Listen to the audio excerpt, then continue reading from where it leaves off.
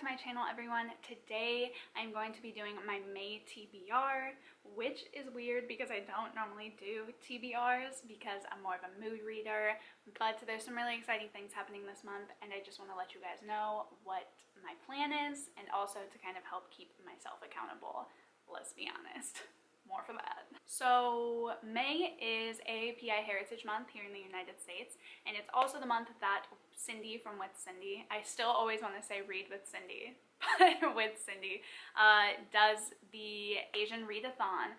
I think this is the third year, I want to say, and I've never taken part, but I really want to this year, and I'm super excited about it. I think that reading diversely is something that needs to happen throughout the entire year, but I do love a good readathon, I do love a good challenge, and so I'm really excited to amplify Asian voices in my reading this month. If you don't know or haven't heard, there has been a huge increase in Asian hate, specifically here in the US. And so I feel like extra excited to support these authors this month and then continue doing that moving forward as well. There's also a huge COVID crisis happening in India right now, and the farmers' protest is still going on, and with the COVID crisis is only facing more struggle, and I know India is really struggling right now, so I will leave a ton of resources about stopping aapi hate and helping India right now, and just a slew of resources that you can check out down below. So before I start the prompts and challenges and whatnot for the Asian readathon, there's a couple books from April that I really need to catch up on that I'm in the middle of. You'll see in my wrap-up, but April was not it. Like, it was not a good reading month for me at all. I barely read. The things I did read were so so it just wasn't a good reading month, and I just want to catch up with these books that I'm in the middle of and call them done. It's not that I'm not enjoying them, I hate going into a new month in the middle of something. I don't know why, it throws me off, especially if I have like some fun readathon or something like that planned. I just want like a fresh slate. So I'm just going to take probably the next like 2 days or so and just try to finish these two books. The first one that I'm in the middle of right now, I'm like 70% of the way through with it, is The Project by Courtney Summers. I have this one on audio from the library. I'm enjoying it. It's probably like a 3.5 for me right now. I'm enjoying it. I just want to be done with it at the same time. Like, I don't know how to say that without it sounding like I hate it, but I'm just over it. I'm a really quick audiobook listener, so if I don't finish it in a long time, I tend to just like lose that spark with it. I don't know why audiobooks are like that for me, but I just want to finish this one and just mark it off. The next one that I have been reading for a very long time, and I actually have been loving it, but for some reason I have not been in the mood to read via Kindle. I'm hoping that changes in May, but I have not been in the mood for Kindle reading, and that is A Dragonbird in the Fern by Laura Ruckert. This doesn't come out actually until August. It's a book that I had via NetGalley, or have via NetGalley, and I was just super stoked on it, so I wanted to read it. So I started it already, even though I have other books that I should be reading first. But I'm really enjoying it. I just want to finish it. I've been reading this one for a long time now, because I just have not been in the mood for Kindle. So every time I read it, I'm like super into the story, but just not into the medium in which I am reading it from. I just want to read it so that I have like full connection to the story and can give a really good and thorough review. But so far I'm really loving it. I just want to finish it. So those are the two books that I'm in the middle of right now that I need to finish. But let's get into the Asian readathon. So I have this little spread. I'm so sorry to Asia, by the way, for that drawing, but I freehanded that, so honestly, let's calm down a little bit and give me some credit. So the challenges. So there are 5 challenges, and I decided to make another one for myself.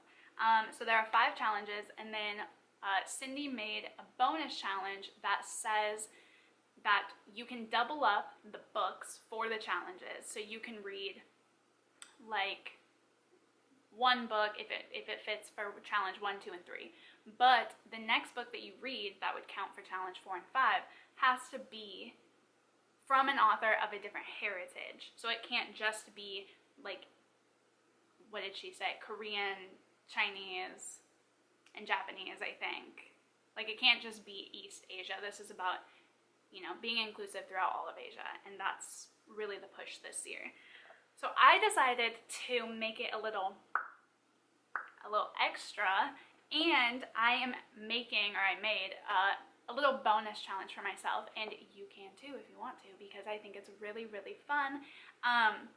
So I looked it up on Google just to make sure, because I thought that in Asia there are like 6 main regions, but one of them is just entirely Russia, I'm pretty sure. And in the list that Cindy had for countries that counted, she didn't include Russia, because I think that Russia is more like Eurasian, right? I don't know. I always get so, like, I'm not, no pride, not too dumb to admit that I don't understand that, like, what, yeah. I don't really understand, like, it's like Eurasian, right? So it's like, people don't really count it as like Asia. Anyways, I'm not counting it. Wait, long story short, no offense. I'm not counting it because it doesn't fit my challenge. So there are, if you don't count Northern Asia, there are 5 regions. There is Eastern, Central, Western, Southern, and Southeast, which is mainly the Pacific Islands.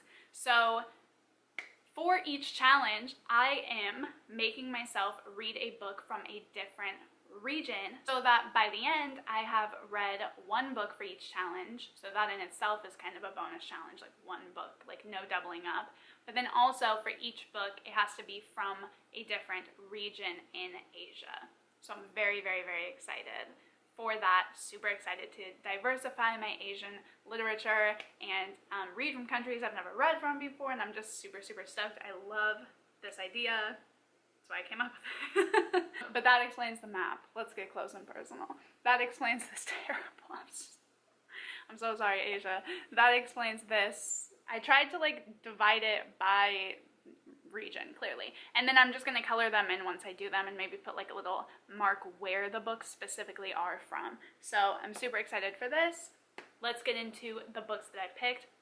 It actually took a while for me to decide, because instead of just like, I kind of had to be a little bit more mindful about the challenges for this readathon, the way that I'm doing it, because I had to make sure they fit the prompt and they were somewhere like in all different regions, you know. So it took a little bit more prep, but I'm super excited with how it turned out. There's some books that I have really been wanting to read. There's some books that I own. All of these actually were already on my TBR. So I didn't like search and bring in like anything new that I had never heard of or didn't want to read already, which is super great. But let's just get into it. So the first challenge is written by an Asian author. Whoa. So I am going to do The Hidden Girl and Other Stories by Ken Liu, which would count for Eastern Asia. This is a book that I have had. It's a short story collection, sci-fi fantasy short story collection. It's some of his like most famous essays, I think, and then or short stories, and then some new ones, all wrapped into one. So I actually have had this on NetGalley for a very long time, and I did not get around to it when it was first published. I think like last year, early last year. It's been over a year, I reckon. I didn't get around to it, and then ever since I wasn't in the mood for fantasy, wasn't in the mood for sci-fi, and now I finally really am, I think, again. I tried to give this a read maybe a couple months ago. I was like, ooh, like I could be in the mood for that, so I'm gonna pick it up. I wasn't in the mood for sci-fi like at the time still, but the book, at least the first story, was amazing. So beautifully written. I swear I like was on my Kindle and phone. I felt like I was highlighting, annotating like every single other line. Like, it was insane. I just loved the way that it's written, so I'm super excited for this one. And it's kind of a bonus because it's a book that was on my NetGalley TBR, so I will finally get to read it and give them a solid review. I'm so sorry. And yeah, and then that will help my NetGalley score too. The next one is featuring an Asian protagonist. For this one, I am doing The Empress of Salt and Fortune by Niveau, which would count for Southeast Asia. So I am super excited about this one. This is one that I had on my favorites list and I want to read for a very long time. I know that my library has it on Hoopla, I believe, on audio, so I'm very excited to get to listen to this one. I know it's sorry, I haven't even really been telling you what these are about. I'm not good at summing up books. Like, the amount of effort it would take for me to give you a shitty synopsis should just go into me reading you the synopsis. So it says, a young royal from the far north is sent south for a political marriage. Alone and sometimes reviled, she has only her servants on her side. This evocative debut chronicles her rise to power through the eyes of her handmaiden, at once feminist high fantasy and a thrilling indictment of monarchy. It sounds super interesting. It's only 112 pages. I'm on Kindle edition at least. I'm super excited about it. I think it sounds amazing. It's exactly what I could be in the mood for right now. Then it says, written by an Asian author in your fave genre. Right now, my fave genre has definitely been historical fiction. Who am I? I don't even know anymore. I've been dealing with it. I don't know. But I have been loving it so much. So I decided to finally pick up a book that has been on my radar forever. I'm not even kidding. Well, since it came out. not like pre-production, but since it came out. And that is The Night Diary by Veera Hiranandani. This book would count, I believe it's set in India, Pakistan, India, I think. So that would count for Southern Asia. So this says, it's 1947. You already know what happened. In India, newly independent of British rule, has been separated into two countries, India and Pakistan.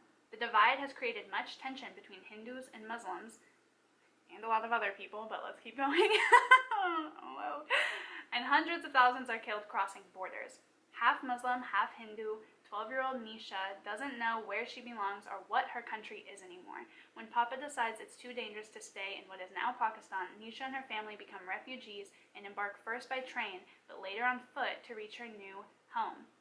The journey is long, difficult, and dangerous, and after losing her mother as a baby, Nisha can't imagine losing her homeland too. But even if her country has been ripped apart, Nisha still believes in the possibility of putting herself back together.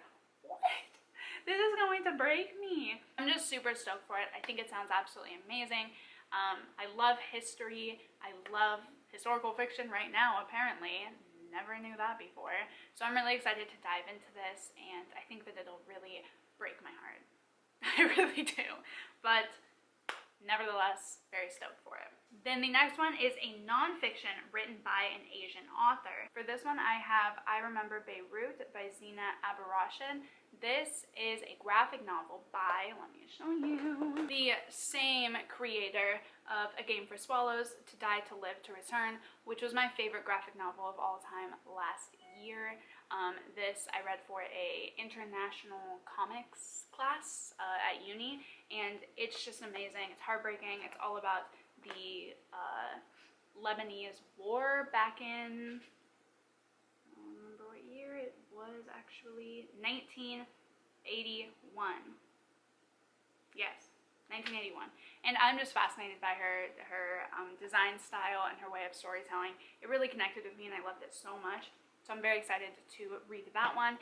And I thought that I should throw in a graphic novel, or I knew that I wanted to include a graphic novel or a comic or a manga or something just to kind of spice it up and diversify my reading in that way as well.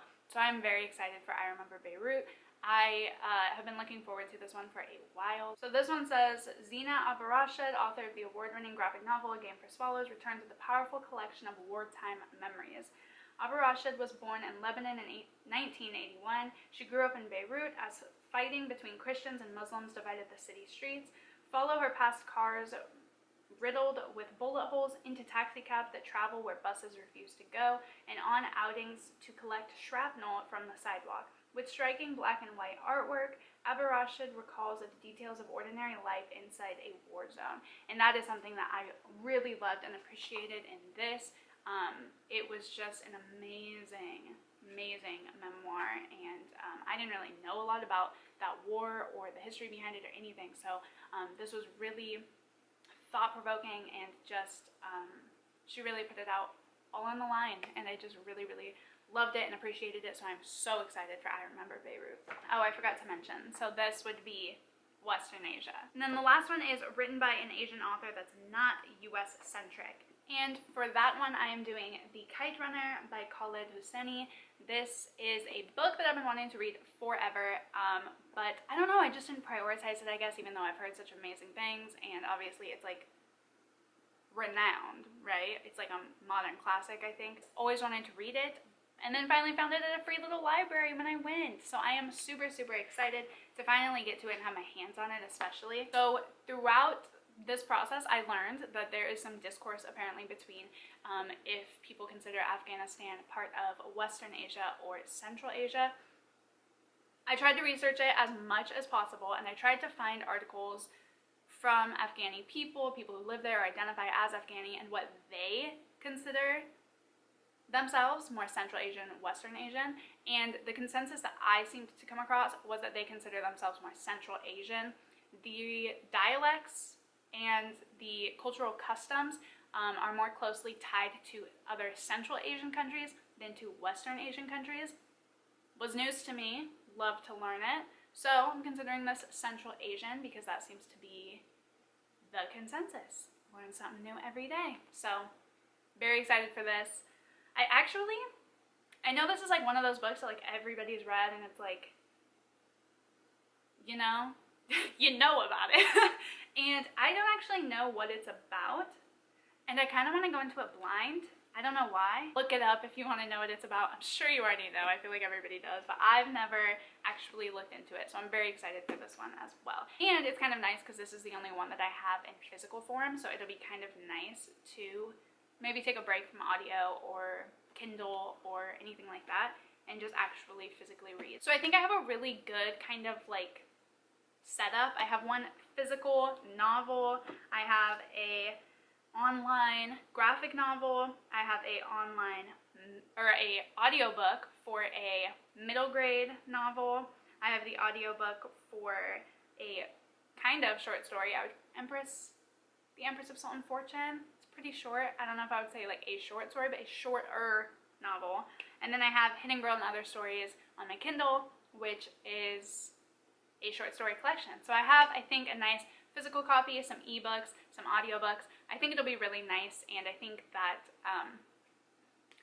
it'll be a fun experience. So that is all that I have like planned for May. I'm sure that I'll get around to other books. As I finish these, I'm really gonna still focus on reading from Asian authors throughout the entire month. So as I finish them, I might try to even do the challenges over again, or just read what feels good, but try to really focus on amplifying Asian voices.